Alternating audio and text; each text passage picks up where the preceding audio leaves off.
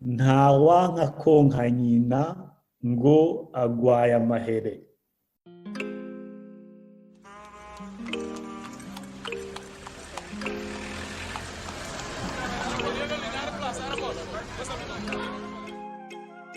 Ouais, c'est sûr, tu sais, comme je me vois rentrer un jour, mais quand, je sais pas.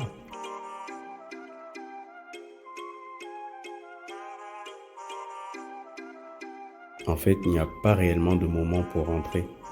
On part et puis c'est tout.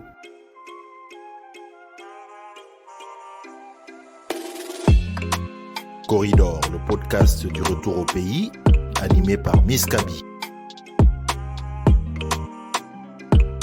Bienvenue à toi dans ce 4e épisode du podcast Corridor. Je suis Miss Kaby et si c'est la première fois que tu m'entends, merci d'être là. Je continue de recevoir des messages vocaux de Corrie dispersés un peu partout dans le monde et je suis toujours charmée, sincèrement, par la charge émotionnelle qui les accompagne. Si toi aussi tu veux me partager ton expérience, dans un audio ou par écrit même, clique sur le lien en barre d'infos. Envoie-moi un courriel à corridor.africain@gmail.com ou rejoins simplement le réseau Corridor sur Facebook. Je veux entendre ton histoire. Ce sont des expériences comme les tiennes qui, une fois qu'on les partage, nourrissent ce podcast et bien entendu la communauté qui l'écoute. En parlant de communauté, justement, nous sommes maintenant une centaine, oui, une centaine, c'est pas beaucoup, mais ça avance, à suivre ce podcast sur YouTube, Facebook, Spotify, Google Podcast et d'autres plateformes. Je te dis merci. Merci d'en faire partie. Je chéris chacune de tes écoutes, chacun de tes partages, chacun de tes likes qui sont pour moi comme le début d'un bel échange. Si tu trouves que les sujets ici sont pertinents, je compte sur toi pour contribuer à faire grandir ce groupe. Il y a forcément une personne autour de toi qui songe au retour au pays. Bon, maintenant, entrons dans le corridor, car aujourd'hui c'est un sujet pas comme les autres. Fais-tu partie de ceux et celles qui, dès qu'on évoque un retour sur le continent, se sentent partagés, envahis d'émotions ou encore d'interrogations? Bien que plusieurs encouragent le retour, il est évident que tous ne ressentent pas le besoin de rentrer. Pour certains, l'idée de retour implique bien d'autres éléments. Quelle que soit la raison, dans cet épisode, la parole est à eux. Pour en parler, j'aurai plusieurs invités. Je serai accompagnée d'Alicia et de Dani. L'une est une femme transgenre et l'autre est partie du continent sous le statut de réfugié politique. N'ayant moi-même que très peu d'expérience sur le sujet, j'ai passé un coup de fil à Ndagijimana Fulgence, ancien prisonnier politique, qui s'est donné pour mission d'aider des Africains à se réfugier au Canada. Mon échange avec lui est une lueur d'espoir pour ceux qui sont passés par des chemins plus sombres que d'autres. Tu te doutes bien que leur avis sur la question va être plus qu'intéressant. Alors reste avec moi jusqu'à la fin, c'est parti.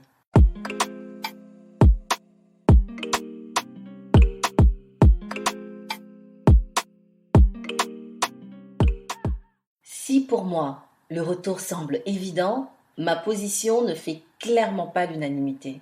Je l'entends. Je peux le comprendre. Quand on est réfugié, un membre de la communauté LGBTQ+, ou que pour une quelconque raison, le départ du pays s'est fait en catastrophe, je peux comprendre que ce soit plus compliqué. Je me suis particulièrement intéressée à la question du regard des sociétés africaines sur les communautés LGBTQ+. D'ailleurs, que l'on soit sur le continent ou dans la diaspora, beaucoup ont très peu de tolérance face à la différence.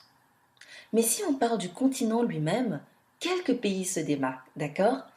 Commençons par l'Afrique du Sud, où toutes les formes de discrimination sexuelle sont interdites. 1. 2. L'identité sexuelle est protégée par la loi antidiscrimination et le mariage entre personnes du même sexe est légal depuis 2006. Pour ce qui est du Botswana, en juin 2019, ont été abolies les lois contre les relations homosexuelles. Bon, Après, le gouvernement a voulu revenir sur cette décision, mais les personnes LGBTQ bénéficient de certaines protections juridiques, tandis que la Constitution protège le droit de changer de sexe depuis 2017. Allons en Namibie maintenant, où la loi contre les relations homosexuelles entre hommes n'est pas appliquée et une loi visant à l'abroger a été proposée. Les relations homosexuelles féminines, quant à elles, n'ont jamais été criminalisées. Mais ce qui m'a le plus surpris, c'est que le droit de changer de sexe est protégé. Tiens-toi bien, protégé depuis 1963. Et j'en apprends des choses. Je termine par le Mozambique où les relations homosexuelles sont légales depuis 2015 et il existe certaines protections juridiques contre la discrimination. À ce jour, aucune loi ne protège l'expression de l'identité sexuelle, mais en termes d'acceptation générale, on constate facilement que le Mozambique est l'un des pays les plus libéraux d'Afrique. Kudos à mes frères et sœurs du Mozambique, j'ai hâte de découvrir ce pays en passant. Bref, tout ça pour dire que même si des 72 pays qui sanctionnent l'homosexualité dans le monde, 32 d'entre eux se trouvent en Afrique, n'oublie pas que nous avons quand même 54 pays sur ce vaste continent. Que certains se démarquent et donc qu'il est possible pour les membres de la communauté LGBTQ+, d'y faire un tour, y vivre et contribuer au développement. Nous avons besoin de toutes nos forces vives pour faire avancer notre continent sur le plan économique et technologique. Et ça, j'en reste convaincue.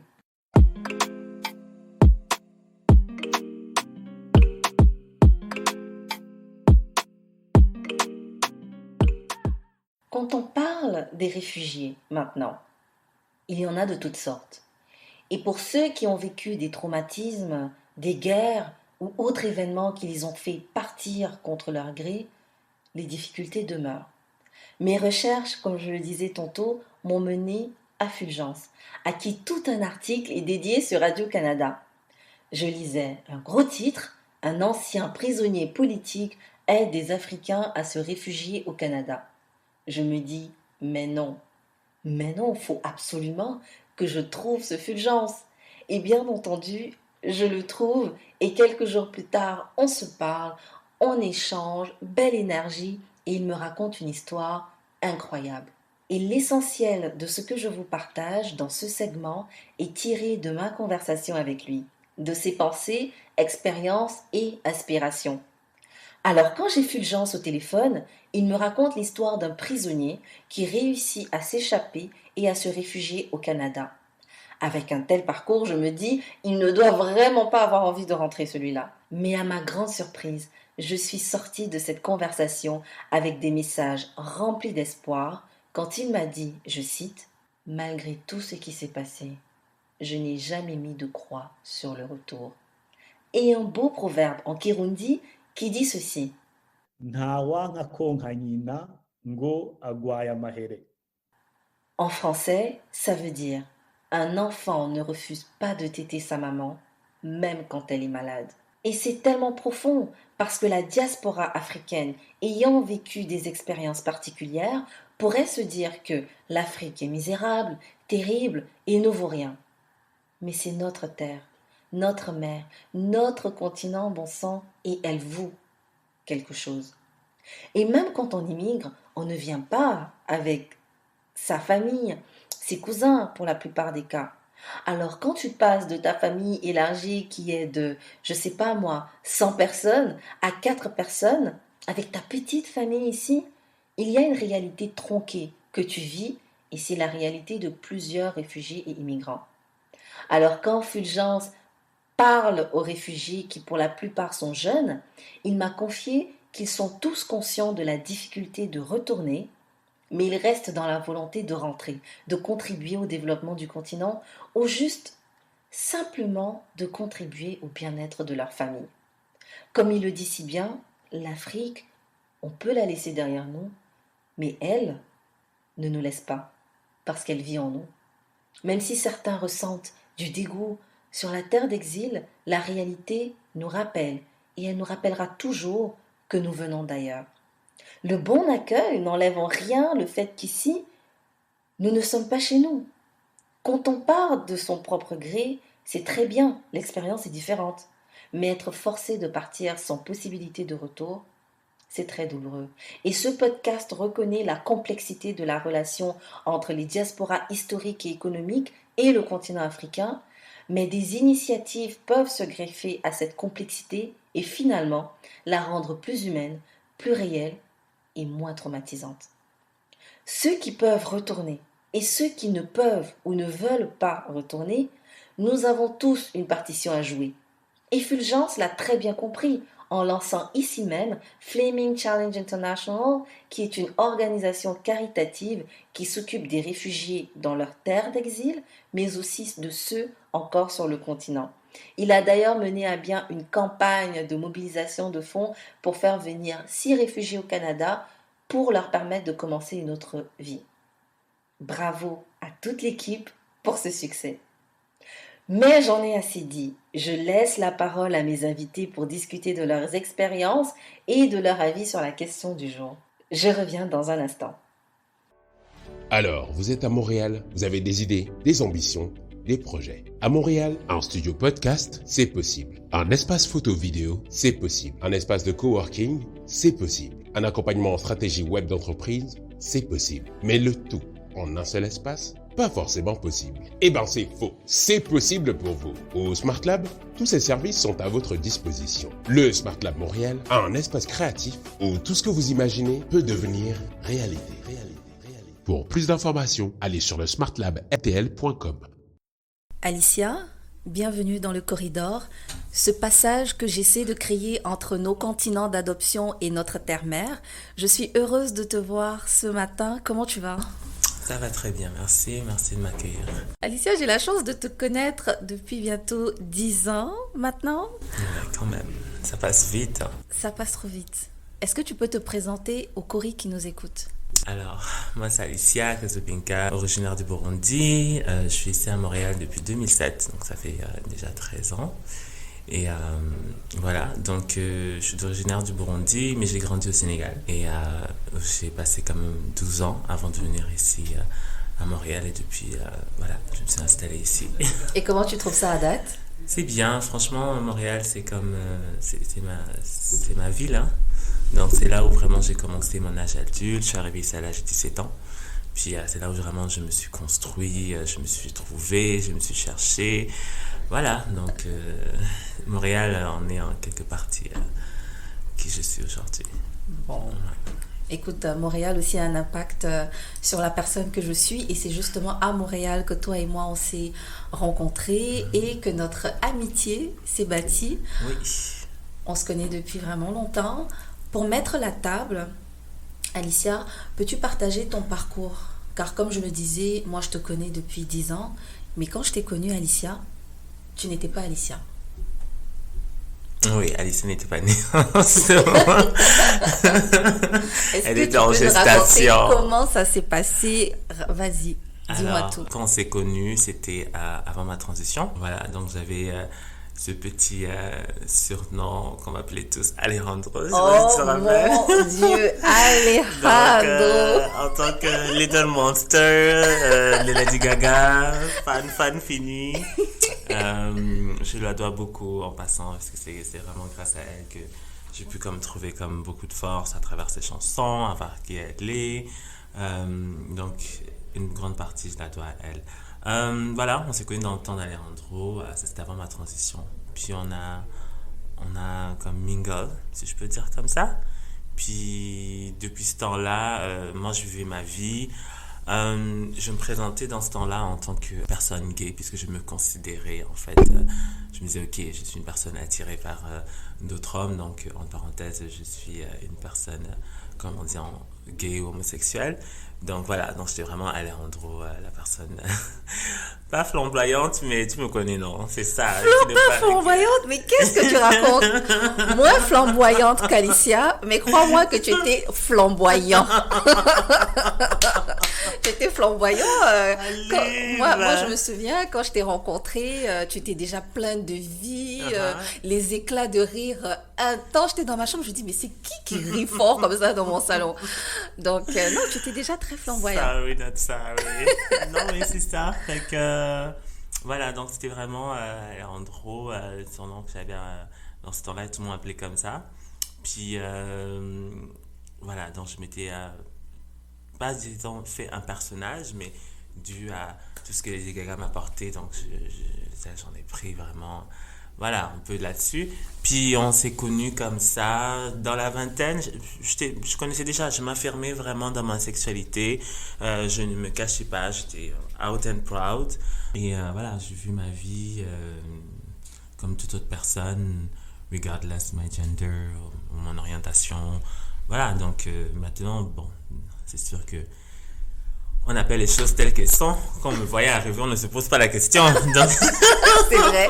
C'est ça qui est ça. C'est vrai, tu t'es toujours exprimé. Pour moi, ça n'a jamais été ambigu. Tu étais toi, et puis c'était facile de voir que tu étais toi. Et je me demande, comment à cette époque, est-ce que tu as réussi à faire face au regard des autres? Parce que tu es une personne noire, tu fais partie de la communauté africaine. On chillait beaucoup ensemble, on avait notre petite gang, on faisait nos activités ensemble. Puis à un moment, tu t'es éclipsé. Donc, comment est-ce que tu vivais justement ta sexualité, le fait d'être noir dans la communauté africaine? Disons, c'est pas tout le monde qui a une ouverture d'esprit comme toi.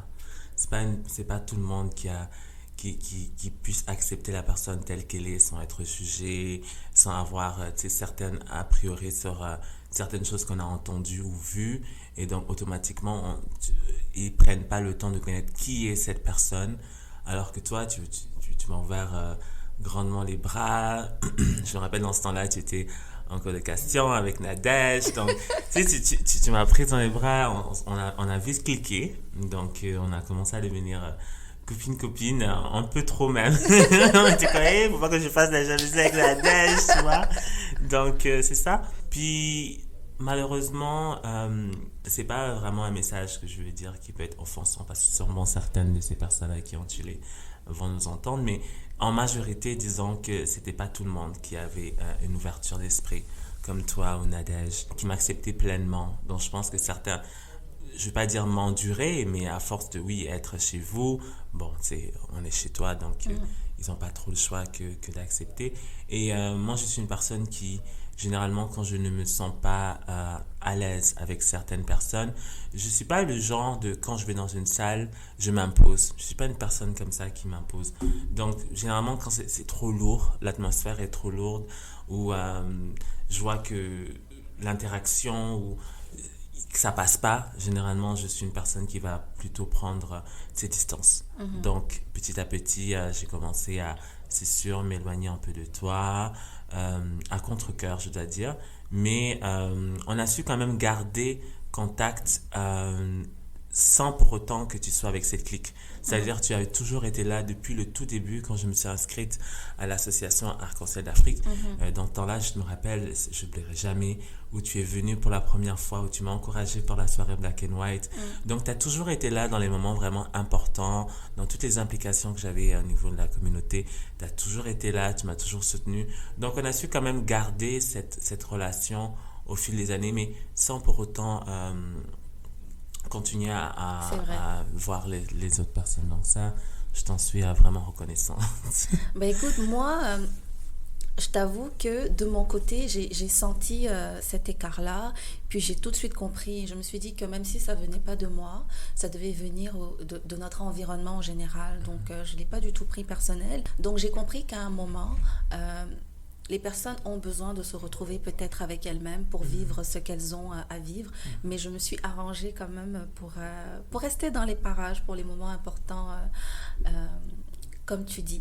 Et moi, je me demande, quand tu penses le retour en Afrique, est-ce que tu as des inquiétudes particulières? Comment comptes-tu t'y prendre tout en restant en sécurité? Pour l'instant, je ne pense pas trop à repartir en Afrique. Certes, au début, après mon arrivée en 2007, Tu sais, les débuts, comme beaucoup de gens qui immigrent, on a toujours la nostalgie. On a vraiment la nostalgie de la nourriture, de la famille, des amis. De la du météo, temps, pardon. Du temps, évidemment. C'est un truc qu'il faut pas oublier. Et c'était vraiment comme très... au début, ça m'a manqué. Puis après ça, j'ai commencé à m'en défaire parce que j'arrivais à quand même trouver un peu mes marques. Puis j'étais seule ici au Canada, donc c'est sans la famille. Donc il fallait vraiment que je me bâtisse quelque chose, que je me retrouve. J'avais certaines... je ne vais pas dire les séquelles, mais la réalité de la vie en Afrique, du fait que moi, j'étais toujours... on va dire oui, entre parenthèses, je dis pas ça flamboyant, moi je m'assumais, mais dans une société comme laquelle j'ai grandi au Sénégal, qui est majoritairement musulmane, tu vois, on vient de là, on a grandi à Dakar, on se connaît aussi, donc c'est sûr que c'est pas évident, donc ça m'a laissé un peu certains blocages, certaines restrictions, de vraiment m'affirmer tel que je suis à 100%, et que si quelqu'un me pose la question, je dis pas que je serai dans le déni. Donc là, en étant ici au Canada, j'ai décidé de m'affirmer, d'être là encore plus.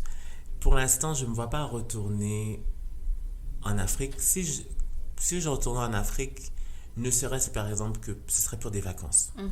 Tout d'abord pour essayer de reconnecter avec la terre-mère. Certes, maintenant, il faudrait que je choisisse quel pays en Afrique. Par exemple, en Afrique de l'Ouest, pour donner un exemple, il y a une de nos consoeurs africaines, femme trans, qui est retournée en Afrique.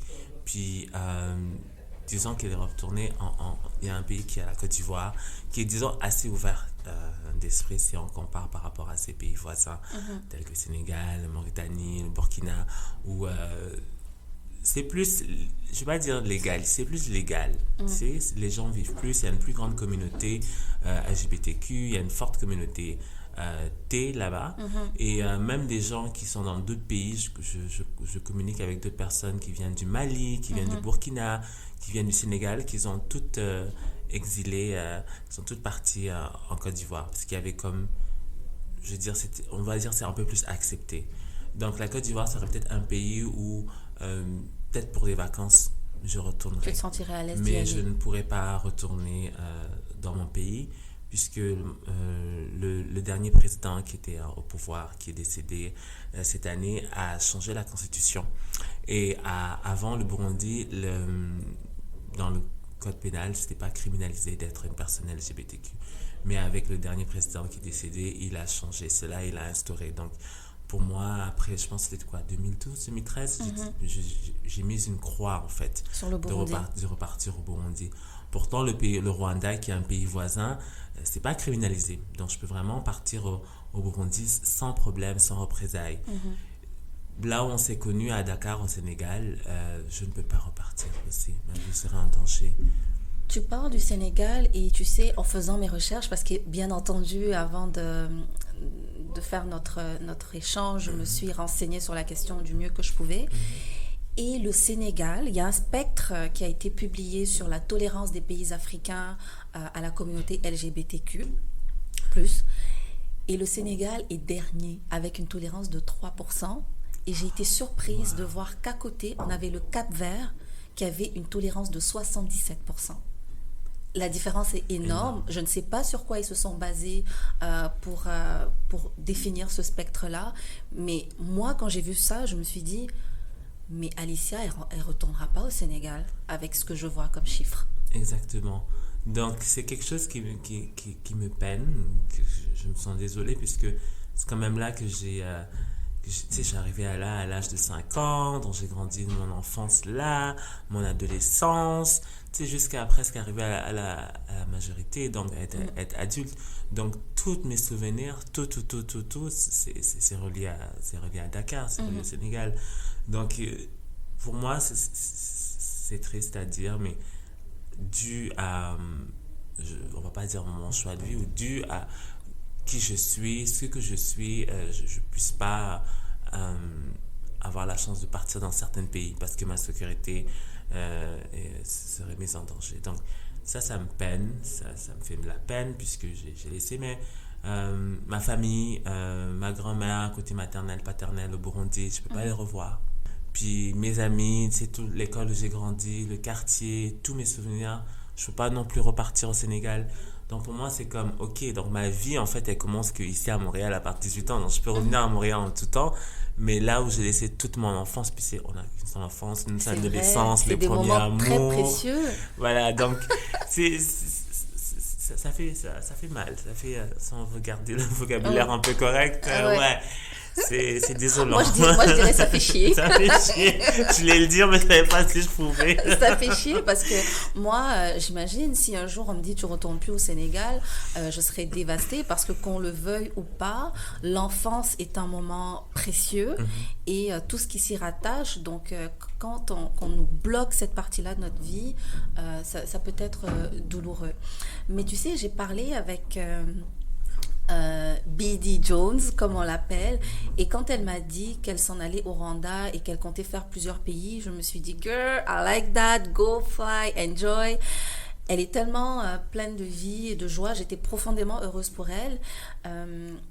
Mais je n'ai pas pu m'empêcher quand même de m'inquiéter un petit peu pour elle. Donc, elle m'a laissé une note vocale pour me dire que tout allait bien et je te propose qu'on l'écoute ensemble. Mon nom est Wayo Dushime. Je suis un Kori de Kigali, au Rwanda.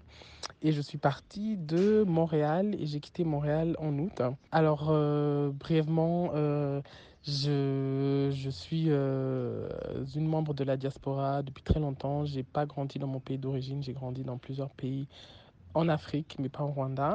Je suis arrivée à Montréal en 2012. Alors, comment je vis mon retour en tant que personne membre de la communauté LGBTQ+, c'est un retour assez intéressant.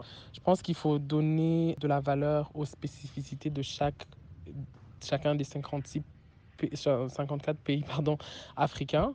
Le Rwanda a lui-même ses spécificités sociétales, si je peux dire ça comme ça.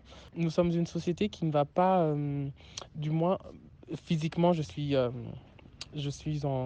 physiquement, je suis safe, je suis en sécurité physiquement. Nous ne sommes pas une société violente. Personne ne va être violenté, que ce soit pour son origine, que ce soit pour son identité religieuse, ou son identité de genre, ou même son orientation sexuelle. Donc physiquement, je suis safe. Par contre, nous sommes une société qui regarde beaucoup et qui gossipe beaucoup. Donc ça, c'est surtout le regard. Le regard est quelque chose qui est assez particulier. C'est un regard continu, c'est un regard, comment je pourrais dire ça, c'est un regard qui est intrusif. Donc quand vous êtes dans la société rwandaise et que vous vous promenez en ville ou n'importe où il y a du monde, si de la façon dont vous sortez même minimalement du moule de ce qui est compris et de ce qui est vu comme être rwandais ou rwandaise, vous allez immédiatement être l'objet de regards persistants et intenses. Et les Rwandais n'ont pas froid aux yeux de vous observer et de vous regarder pendant plusieurs minutes, peut-être même dizaines de minutes d'affilée, et d'attirer l'attention comme ça. Donc ça peut amener des petits stress émotionnels et de l'anxiété émotionnelle, comme j'en ai eu depuis que je suis arrivé ici. Donc c'est ça. Sinon, à part ça, Kigali est une ville super verte, super verte, super propre. J'ai rencontré beaucoup de belles personnes. Je vais dire qu'en tant que Kori, ce qui est assez particulier, c'est que du coup, vu que je suis une Rwandaise qui est différente du moule de la Rwandaise ou du Rwandais moyen, je me suis liée en amitié avec d'autres, non pas Kori, mais d'autres, on va dire, d'autres Rwandais nés, grandis ici, mais qui eux aussi sortent du moule de ce qu'on attend d'eux en tant que Rwandais et Rwandaises. Et ce sont des amitiés super intéressantes, super fortes. Pour les personnes craintives de rentrer, je pense que dans la mesure du possible, je pense que tout le monde devrait rentrer, mais à des échelles différentes. C'est-à-dire, il y a plusieurs façons de rentrer. On peut rentrer une semaine, on peut rentrer un an, on peut rentrer pour toujours. Mais je pense que vu qu'on a la variabilité, on a la flexibilité de pouvoir rentrer pour soit une semaine ou soit pour un an, on peut faire ce choix et cette découverte. Et j'inviterai tout le monde à vraiment rentrer en fait. Moi, c'est un challenge hebdomadaire, mais c'est un challenge que je commence à apprécier et puis, je pense que c'est assez important en tant que personne, en tant que Kori, nous sommes des personnes qui avons été infusées par la diversité. Et parfois, je pense que malheureusement, l'uniformité de peut-être parfois la trop grande uniformité de nos pays d'origine est peut-être un frein à l'épanouissement de plusieurs personnes ou même aussi à l'innovation tout simplement parce que les idées d'ailleurs peuvent engendrer l'innovation. Donc j'invite vraiment les gens à rentrer et puis il y a vraiment quelque chose de différent quand tu es sur le continent en termes de bouffe, en termes de paysage, en termes de connexion à la terre.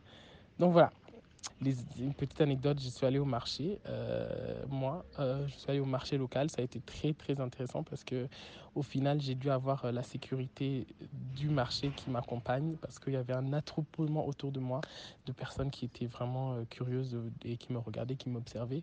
Donc, j'ai fait mon marché avec 5 gardes de sécurité autour de moi qui m'accompagnaient de stand en stand pour aller chercher mes aubergines, mon riz, mes poivrons, mes patates. Mais c'était la dernière fois que je fais ça. Maintenant, je vais commencer à envoyer des gens pour moi, pour faire le marché, parce que vraiment, c'était assez stressant d'avoir toute cette attention sur moi. Donc voilà, Valou, bisous, bisous. Sincèrement, Wayo, moi je suis pas surprise que tu aies eu 4 gardes du corps. Parce que 5 gardes du corps, parce que pour ceux qui ne te connaissent pas, je vais pas donner ton Instagram, mais pour ceux qui ne te connaissent pas, Dieu seul sait comment tu t'es sapé pour aller au marché. Toi-même, tu cherchais la bagarre. Mais je peux comprendre que ça puisse être assez spécial. Alicia, tu en penses quoi? Tu vas au marché, tout le monde te suit. Au pire, tu es Kim Kardashian, mais quand même. Qu'est-ce que tu en penses? Ah, ma chère. Je ne sais pas dans quel esprit elle était. Je n'ai pas vu, je ne sais pas. Mais dans quelque chose qu'on appelle ici à Montréal, je pense que peut-être tu l'as entendu plusieurs fois quand tu es ensemble, la déclarade à outrance. Donc, je sais, nous, c'est une façon qu'on dit déclarer. Donc, elle a déclaré. Donc, quand on déclare, c'est que vraiment. You are out there. Oh, chérie. Tu as cité ton drapeau. Oui, oui, oui. Tu as affiché, non, même des voyants, les non-voyants, les aveugles, là, ils voient.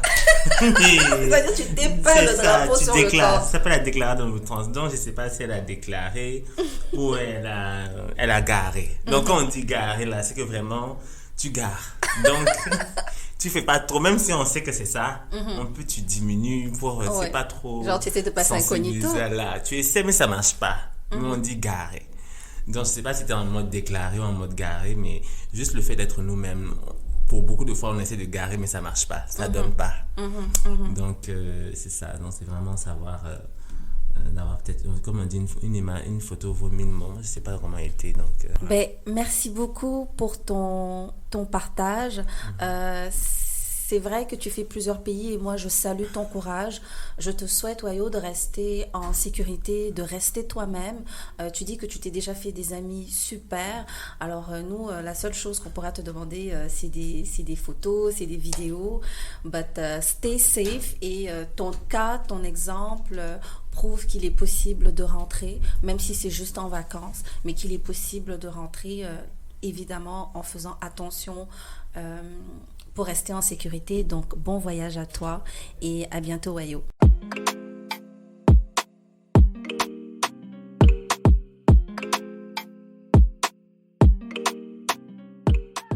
Bonjour Dani, comment tu vas? Je vais vraiment bien. Et vous aujourd'hui? Oui, ça va très bien. Merci d'être là. Dani, je te présente Alicia, avec qui j'ai commencé à parler des enjeux de retour sur le continent pour la communauté LGBTQ+. Bonjour. Ah, bonjour Alicia, enchantée. Et on veut aborder avec toi le positionnement d'une personne comme toi qui, dans ton cas, a vécu une expérience de réfugié. Mais avant ça, peux-tu te présenter, Dani? Donc, mon nom est Daniela Ingabéré. J'ai 25 ans. Je suis étudiante à la maîtrise à l'Université d'Ottawa. Je travaille là-bas comme assistante à l'enseignement. Je travaille aussi comme coordinatrice de recherche pour le comité antiraciste de l'Université d'Ottawa. Et je travaille aussi au gouvernement comme assistante en recherche. Donc, ça serait ça en gros. Puis, je suis d'origine burundaise, mais au Canada depuis 2003-2002. Tu as à peu près le même profil qu'Alicia. Alicia est aussi d'origine burundaise et elle est arrivée en 2008 au Canada. Et on voulait que tu nous racontes un peu ton parcours en Afrique et ce que tu en gardes comme souvenir. Parfait, pas de problème. Donc, en fait, lorsque je suis venue au monde, mes parents étaient en train de finir leurs études universitaires de second cycle et ils ont décidé que c'était pas sécuritaire pour élever un enfant parce qu'il y avait encore les ramifications, les conséquences des génocides. Donc, à mes 6 mois environ, donc je suis pas restée longtemps au Burundi, nous sommes allés habiter, plutôt nous réfugier au Rwanda. Et au Rwanda, on sait qu'il y avait aussi un génocide en 1994. Donc, lorsque je suis née plus tard, il y avait encore des tensions. Donc, c'était vraiment pas, c'était pas non plus sécuritaire là-bas. Donc, je ne sais pas combien de temps on est resté au Rwanda, mais je sais que j'étais encore un bébé. Puis, nous sommes partis au Congo. Donc, il n'y avait que moi, ma mère et mon père. J'étais encore un bébé. Et au Congo, c'est là que mes parents ont eu des jumeaux. Donc, mon petit frère Alex et ma petite sœur Bella. Je pense qu'ils ont seulement 2 ans de moins que moi, ce qui signifie que je devais avoir environ 2 ans lorsqu'on était au Congo à leur naissance. C'était assez difficile là-bas parce que le Congo, c'est un pays qui est immense, mais qui, dans le temps des guerres civiles, il manquait de courant, c'était désorganisé, beaucoup de corruption. Donc, pour mes parents, c'était vraiment un gros choc culturel. Ils y sont restés pendant 1 an. Donc, mon père, par exemple, parle très bien le Swahili. Et après ça, nous sommes partis dans un camp de réfugiés en Tanzanie, où nous avons vécu là-bas pendant 5 ou 6 ans. Donc, c'est là que j'ai passé mon enfance. C'est vraiment là que j'ai le plus de souvenirs. Je me souviens que c'était un endroit, j'ai des bons souvenirs, mais j'ai aussi des mauvais souvenirs. Donc, c'était pas un endroit sécuritaire. Un camp de réfugiés, c'est pas un endroit sécuritaire du tout. Donc, on avait eu des menaces de mort parce que mon père était proche d'un médecin du village et lorsqu'il a été assassiné, je ne sais plus dans quelles circonstances il a été assassiné. Je crois que c'est parce qu'il avait refusé de soigner des rebelles ou quelque chose du genre. Eh bien, par association, mon père était aussi en danger. Donc, c'est pour ça que par chance, un agent de l'ONU a parlé avec mon père et lui a demandé de raconter son histoire, ce qui est assez traumatisant parce que mes parents ont perdu beaucoup de gens de leur famille durant le génocide au Burundi et au Rwanda. Donc, devoir raconter tout ça à un inconnu, c'est assez traumatisant, mais c'est le processus de tout réfugié de dire qu'est-ce qui est arrivé pour avoir l'asile. Et finalement, l'agent a décidé de nous aider à avoir l'asile au Canada. Et c'est dans ce contexte que nous sommes arrivés ici en 2002-2003. Et puis finalement, mon père avait un diplôme d'agronome. Donc, lui, il est ingénieur agronome de formation. Dans les camps, il avait aidé à créer comme des champs agricoles pour les réfugiés. Donc, en l'espace de 3 mois, le camp de réfugiés à Tanzanie pour les Burundais avait accès à de la nourriture grâce à lui. Et en arrivant au Canada, il a voulu justement continuer sa passion dans l'agriculture. Mais malheureusement, en 2003, les enjeux liés au racisme, discrimination à l'emploi, on n'en parlait pas beaucoup. Donc, mon père s'est fait refuser plusieurs emplois, même si son diplôme avait été reconnu par le Québec. Et au final, au lieu de retourner à l'école, parce que mes parents parlaient français aussi, donc ils ont commencé à faire comme tous les immigrants, donc des emplois que les gens ne veulent pas faire, donc dans les champs, couper les arbres, les usines. Et ma mère qui est très bonne en gestion des comptes de l'argent, c'est elle qui gérait leurs finances. Et au final, après 5 ans, ils ont pu racheter une vieille serre, la rénover.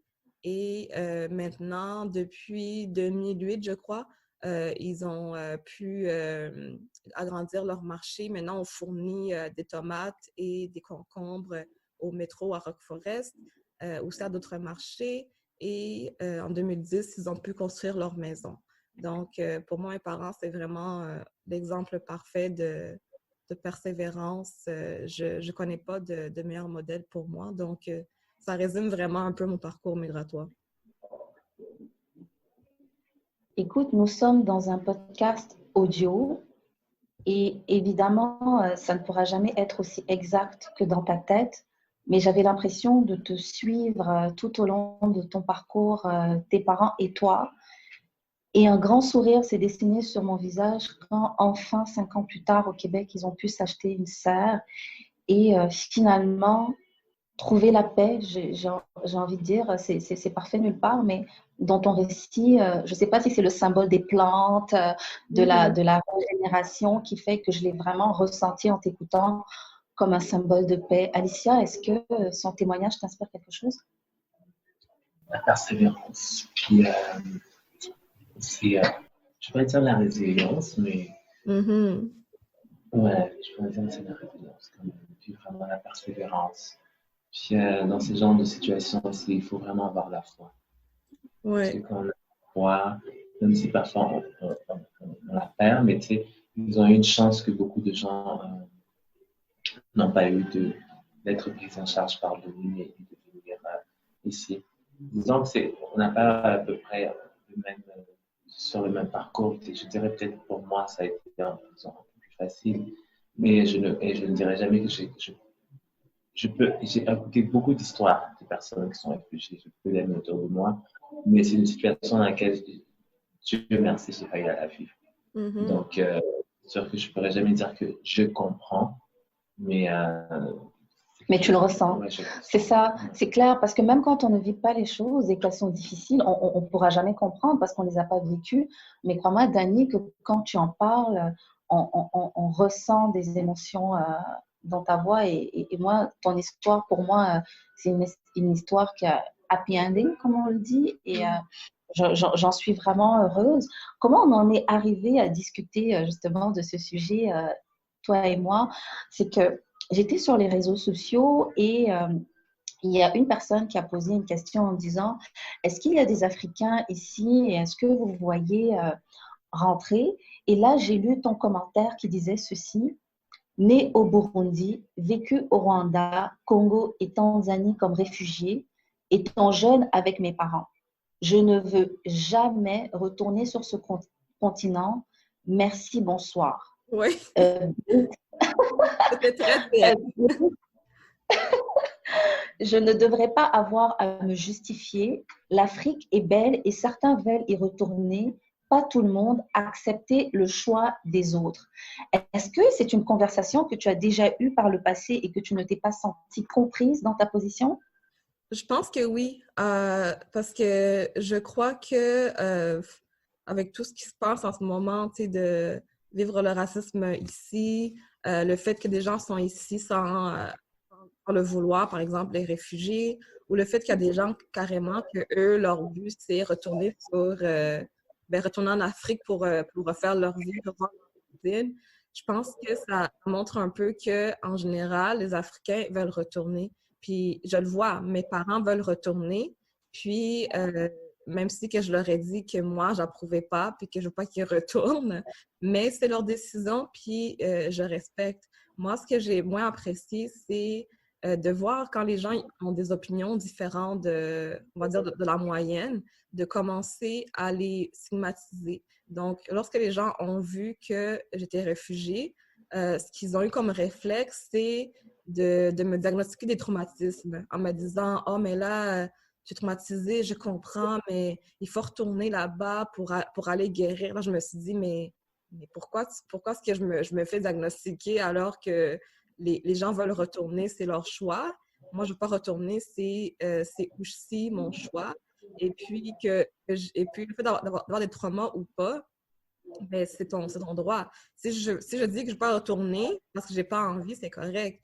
Si je dis que je peux pas parce que j'ai des traumas, ça m'appartient, mais ce n'est pas aux gens d'essayer de fouiller dans mes traumas ou quelque chose.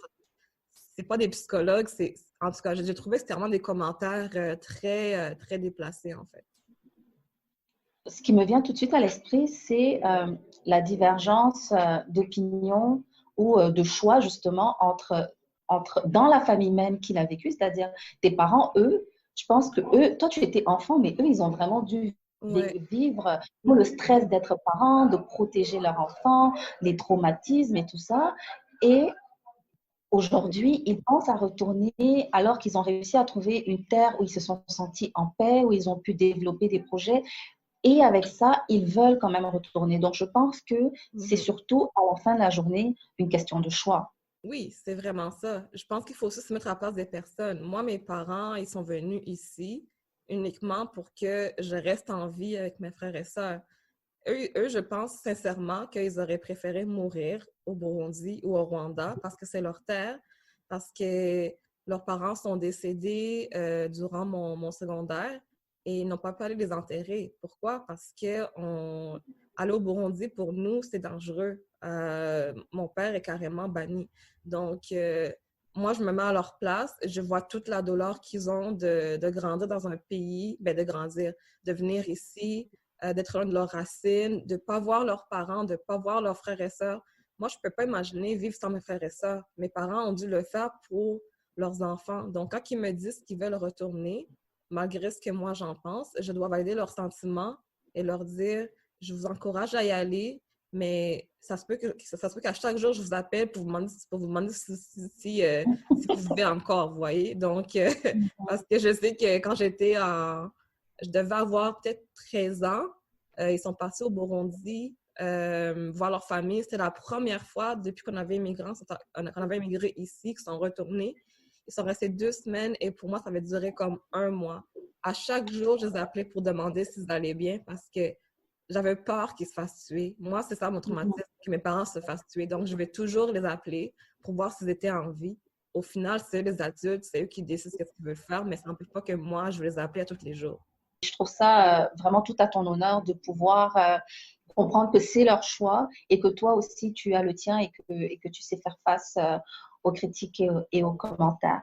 Dani, avant qu'on te laisse, est-ce que tu aurais un dernier message à adresser aux personnes réfugiées comme toi qui ne veulent pas retourner ou qui ont peur du jugement des autres, ou un message encore à ceux qui ne comprennent pas pourquoi est-ce que tout le monde ne veut pas retourner en Afrique? Mon Dieu, je pense que le seul message que je pourrais donner, c'est de toujours faire preuve d'empathie, de ne pas trop assumer les raisons ou questionner les raisons pour lesquelles les gens font ce qu'ils font, mais plutôt se mettre dans leurs souliers, se demander c'est quoi leur parcours, en apprendre plus sur les gens. Je pense que souvent, on est trop porté à faire un jugement hâtif sur les gens sans savoir ce qu'ils ont vécu, ce qu'ils sont. Donc, c'est mieux de toujours aller les parler, les voir en personne. Je pense qu'on est tous humains, on a tous quelque chose à dire. Puis, comme ça, on comprend mieux leur vécu. Donc, vraiment, moi, je suis toujours dans le non-jugement, en fait. Ben, merci infiniment pour ce partage et ta générosité, Dani. Est-ce que, Alicia, toi, tu aurais un mot à nous dire avant de nous quitter? Merci beaucoup, Dani, d'avoir partagé ton histoire. Vraiment, je t'admire énormément. Puis, voilà, c'était vraiment très apprécié d'avoir partagé avec nous et d'avoir accueilli ton émission. Mais ça m'a fait plaisir de vous recevoir toutes les deux et à bientôt. Tu es dans la diaspora africaine et afrodescendante? Abonne-toi. Tu penses retourner au pays? Abonne-toi. Tu vis sur le continent? Abonne-toi. Tu as un lien d'origine avec le continent mais ne le connais pas? Hey! Abonne-toi.